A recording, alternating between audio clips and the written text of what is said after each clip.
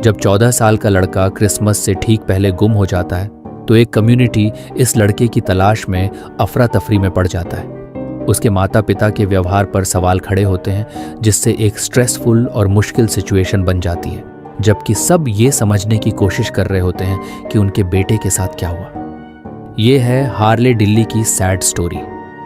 शुक्रवार 20 दिसंबर 2019 स्कूल की छुट्टियों से पहले का आखिरी दिन था।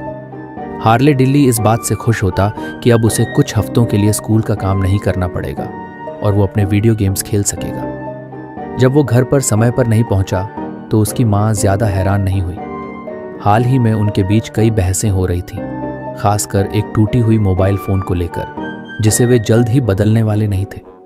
हार्ले का व्यवहार थोड़ा चैलेंजिंग था और वो कुछ बार घर से भाग भी चुका था। आमतौर पर इसका मतलब था कि वो किसी दोस्त के घर रात बिताता और अगली सुबह शांत होने के बाद घर लौट आता ताकि वो नहा सके, खाना खा सके और अपने गेम खेल सके। हार्ले एक होशियार बच्चा था, लेकिन उसे operational defines disorder, ODD, ADHD और हाई फंक्शनिंग ऑटिज्म का भी सामना करना पड़ रहा था। इसलिए जब वो शनिवार की सुबह घर नहीं पहुंचा तो डिल्ली परिवार को उसकी चिंता होने लगी। अपनी चिंता के बावजूद उन्होंने लगभग आधी रात तक पुलिस को अपने बेटे की गुमशुदगी की रिपोर्ट नहीं दी। ये बात पुलिस को थोड़ी सस्पिशियस लगी। उन्होंने बताया कि उनका बेटा 40 घंटे से ज़्यादा समय से गायब है और वो इतना सेल्फ डिपेंडेंट नहीं था कि खुद से कुछ घंटों से ज़्यादा वक्त तक सरवाइव कर सके। उन्होंने पारिवारिक सिचुएशन के बारे में बताया और ये संभावना जताई कि हो सकता है वो मोबाइल फ़ोन की वजह से नाराज़ होकर भाग गया हो। क्रिसमस में बस कुछ दिन बचे थे, इसलिए पुलिस फोर्स के पास पूरी टीम मौजूद नहीं थी।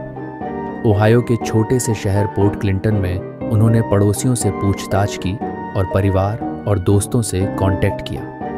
हर उस आदमी से बात की गई जिसने उसे गुरुवार या शुक्रवार को देखा था, ताकि आखिरी बार वो कब देखा गया था इसका पता चल सके।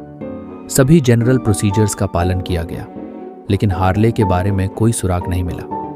किसी ने भी शुक्रवार की सुबह घर से निकलने के बाद से हार्ले को देखा या उससे बात नहीं की थी। हफ्तों की जांच के बाद जब इस केस को पुलिस चीफ रॉबर्ट हिकमैन और अदर एजेंसीज जैसे BCI, US marshal service, state highway patrol, FBI और Ohio department of natural resources ने संभाला, उनके पास सिर्फ एक सुराग था।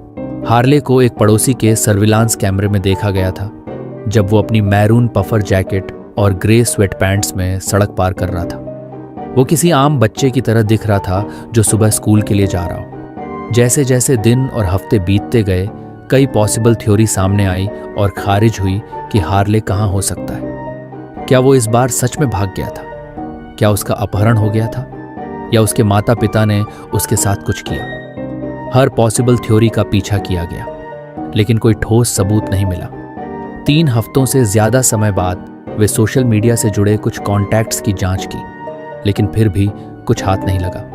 उन्होंने फिर से शुरुआत से जांच करने का फैसला किया। चीफ हिकमैन और एक BCI इन्वेस्टिगेटर लॉरी ब्रनश्वागर ने हार्ले के घर से शुरू किया और उस दिशा में आगे बढ़े जहां उसे वीडियो में देखा गया था। लॉरी इस केस में नई थी, इसलिए वो उन चीज़ों को भी जांचना चाहती थी जो पहले देखी जा चुकी थी, जैसे कि हार्ले के घर के ठीक सामने का एक खाली मकान।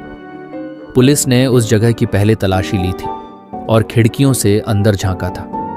खिड़कियां और दरवाजे बंद थे और कुछ भी अनयूजुअल नहीं लग रहा था, लेकिन चूंकि वे शुरुआत से जांच कर रहे थे, उन्होंने मकान मालिक से चाबी ली और घर के अंदर जाने का फैसला किया। वो घर कुछ समय से खाली पड़ा था और उसमें कुछ मरम्मत का काम चल रहा था। कंस्ट्रक्शन के दौरान जमा हुई धूल वहां बिखरी हुई थी, लेकिन कोई भी फुटप्रिंट या किसी के वहां ठहरने के निशान नहीं थे। जब वे कमरों के अंदर घूम रहे थे तो उन्होंने कुछ बहुत चौंकाने वाला देखा। एक मैरून पफर जैकेट, ठीक वैसी ही जैसी हार्ले ने सर्विलांस फुटेज में पहनी थी। शायद वो यहाँ छिपा रहा हो या किसी ने उसे यहाँ बंधक बनाकर रखा हो। जब उन्होंने कॉन्फर्मेशन की कि ये उसकी जैकेट थी, तो पूरी एग्जामिन टीम ने उस प्रॉपर्टी की जांच की, ये देखने के लिए कि क्या वहाँ हार्ले के बारे में और सुराग मिल सकते हैं। उन्होंने उसके कुछ और सामान भी खोज निकाले, जैसे उसकी शर्ट और उसके चश्मे। अब सवाल ये था, वो इस घर के अंदर कैसे आया और अब वो कहाँ है? जब हार्ले 20 दिसंबर की सुबह अपने घर से निकला तो वो तब भी अपनी माँ से नाराज था, क्योंकि उन्होंने उसे घर पर रुकने की परमिशन नहीं दी थी जैसा कि उसने रिक्वेस्ट की थी। उसने तय किया कि वो स्कूल नहीं जाएगा और तब तक कहीं छिप जाएगा जब तक उसकी माँ काम के लिए निकल नहीं जाती। उसके घर के सामने एक खाली घर था जिसे वो थोड़ी देर के लिए चेक करने वाला था। सभी दरवाजे बंद थे, इसलिए वो सीधे अंदर नहीं जा सकता था, लेकिन उस घर में एक एंटीना टावर था जिससे वो छत पर चढ़ सकता था। छोटे टॉर्च के साथ उसने चिमनी के अंदर झांका। अंदर घना अंधेरा था, लेकिन वो ऐसा लग रहा था जैसे वो सीधा नीचे खुला हो। हम ठीक से नहीं जानते कि उस वक्त हार्ले के मन में क्या चल रहा था, लेकिन उसने सोचा कि वो चिमनी के रास्ते नीचे जाकर घर के अंदर फायरप्लेस से एंटर कर सकता है। हालांकि वो 14 साल का था, लेकिन उसकी लंबाई सिर्फ 4 फीट 9 इंच और वजन 45 किलो था, जिससे उसे चिमनी से उतरना शायद उतना खतरनाक नहीं लगा होगा। चिमनी की ओपनिंग सिर्फ 13 इंच बाय 9 इंच का था, जो एक पेपर शीट से थोड़ा ही बड़ा था। कोई भी डेयरिंग आदमी एक बार सोचता कि क्या इस छोटे से रास्ते में जाना सही है। हार्ले ने पैरों के बल चिमनी में एंटर किया और अपने हाथों को सिर के ऊपर रखा। उसे 15 फीट नीचे तक स्लाइड करना पड़ा और अंदर की ईंटों की दीवार पर पकड़ने के लिए कुछ भी नहीं था।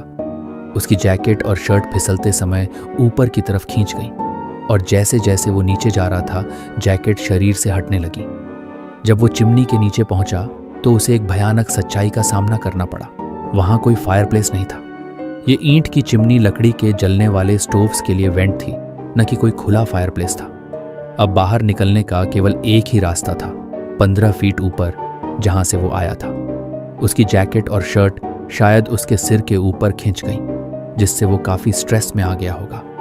उसने किसी तरह अपनी जैकेट, हुडी और शर्ट को उतार दिया होगा। ऐसे नैरो रास्ते में फंसने की घबराहट उसे जरूर हुई होगी।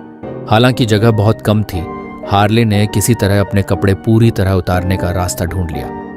उसे चिमनी के लगभग 6 फीट ऊपर 2 वेंट होल मिले जो उसकी पहुंच में थे। उसने अपनी सांस लेने की जगह बनाने के लिए इन वेंट होल के जरिए अपने कपड़े बाहर धकेल दिए।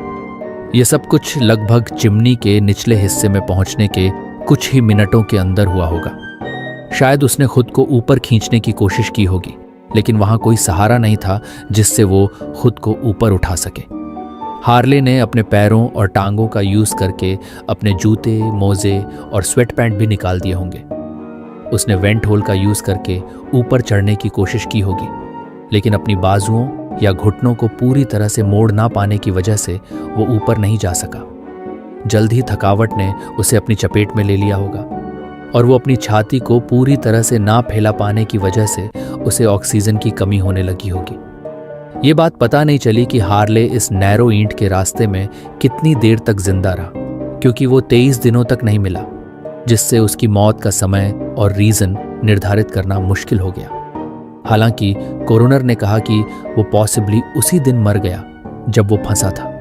ये समझना कि वो 10 मिनट तक जिंदा रहा या 10 घंटे तक परिवार और कम्युनिटी के लिए बेहद दर्दनाक था। इन्वेस्टिगेशन टीम ने जब घर की इंटेंस तलाशी ली तो उन्हें फर्श पर हार्ले के कपड़े मिले, एक जैकेट, हुडी और एक जर्सी।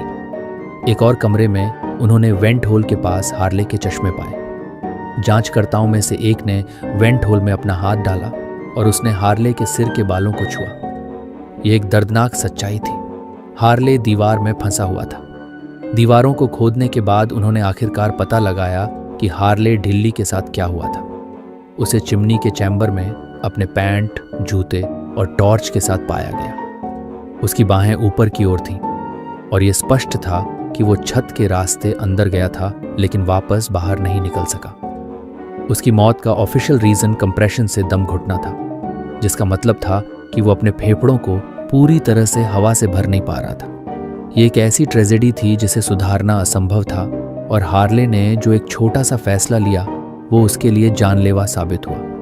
वो पूरी तरह अकेला था और शायद जल्द ही समझ गया था कि उसने जो गलती की थी वो ठीक नहीं हो सकती थी। ये एक बेहद दुखद दुर्घटना थी जिसने उसके परिवार और पूरे पोर्ट क्लिंटन कम्युनिटी को तबाह कर दिया। Thanks for watching. Don't forget to subscribe my channel.